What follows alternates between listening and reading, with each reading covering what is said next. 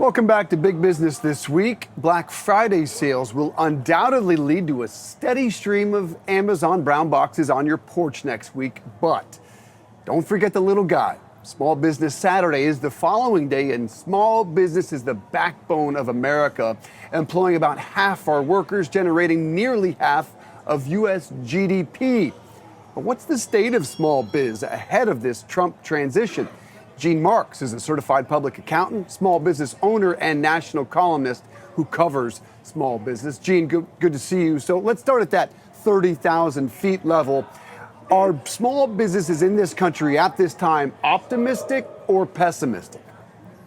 So, Dave, it depends. I mean, you said it as well. I mean, small business are the backbone of the U.S. economy. There's so many of us. There's 33 million small businesses in the country. So it's tough to say. Because I write about small business, I get a bunch of surveys sent to me from a bunch of different places. Verizon, Wells Fargo, banks do this, as well as the National Federation of Independent Businesses. And it depends on who they survey and the question that they ask to really get a gauge of where things are.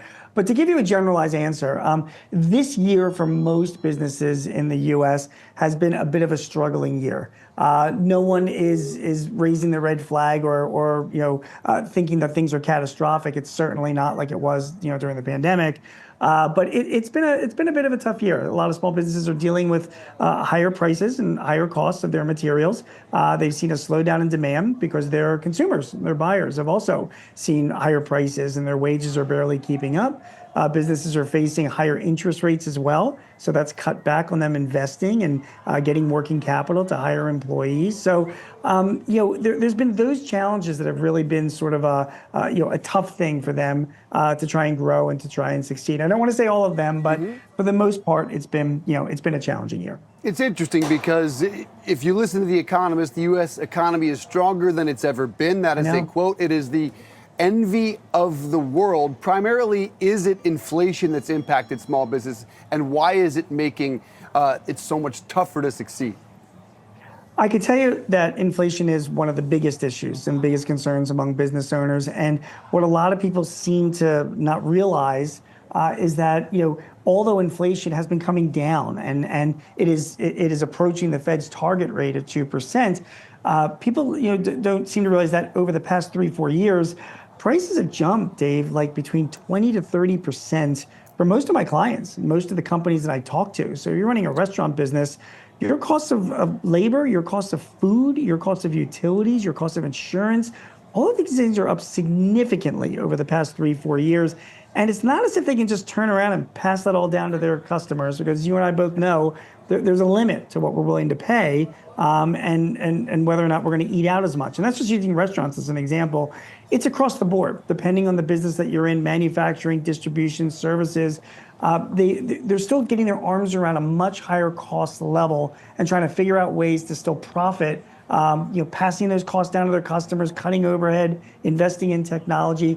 Those are the things that they've been dealing with this, over the past few years. So it's been a gradual snowballing effect is what it's been. I want to dive deeper into those two key issues, which is inflation and, of course, hiring. As related to inflation, that's why everyone came out and voted for change.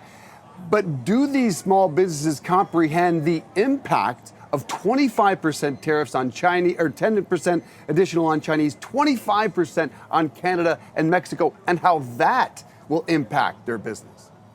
Well, small businesses themselves are going to be seeing that over the next year or so. There is no question, Dave, that the Trump administration are going to be implementing those very tariffs that you just mentioned. And my smartest clients, my smartest readers that are running businesses, they're making their plans right now because they know that they will be impacted. Now, in the end, if you buy American and sell American, you're going to be fine, So if that's the kind of business that you are, then you're probably not going to be impacted that much by tariffs.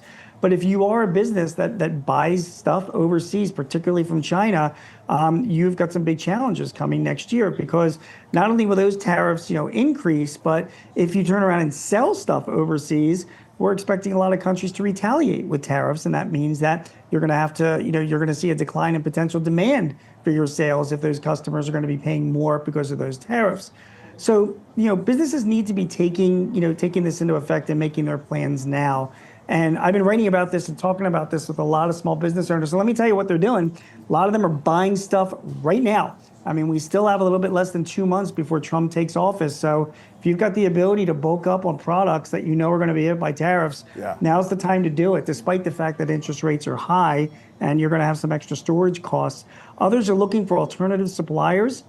Trump himself has mentioned that tariffs will go up even in Canada and Mexico, but not as much as China. So if you're buying stuff from Chinese suppliers, maybe you pivot and you buy stuff from similar suppliers that might be in Mexico or Canada. You still will pay more, but not as much as you would pay from China. Those are the kinds of decisions and the kinds of strategies you've got to be implementing right away because these tariffs are coming. If you can't implement those strategies, Gene, presumably our small businesses telling you they have to pass on those tariffs.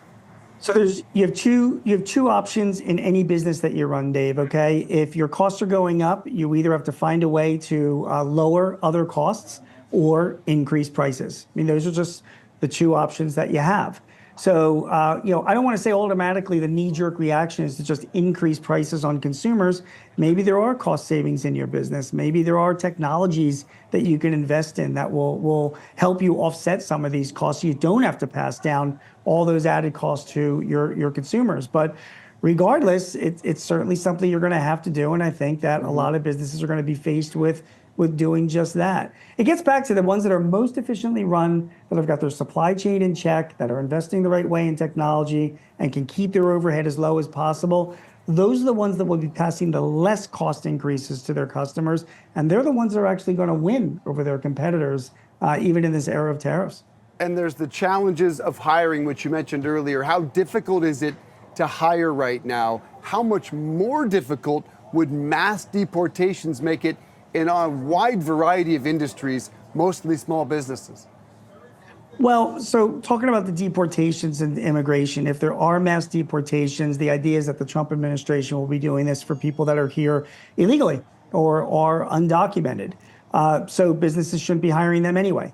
If I do hear from clients that are going to suffer from employing immigrants that are here illegally or don't have the right paperwork, businesses should have no reason to complain about that. But that's not reality. That's not reality. I mean, I've worked in a dozen restaurants. All of them, whether they like it or not, have to hire illegals. Construction, maintenance, just to name a few. You know that's the reality. So understood. It's the reality for some businesses, not the reality for all. It's breaking the law. You should not be hiring illegal people that are undocumented. Over the past few years, the administration has been holding back on making surprise checks on businesses to see if they're in compliance. That's going to go away, and now the government is going to be checking. And Dave, I mean, I say this to my clients as well all the time.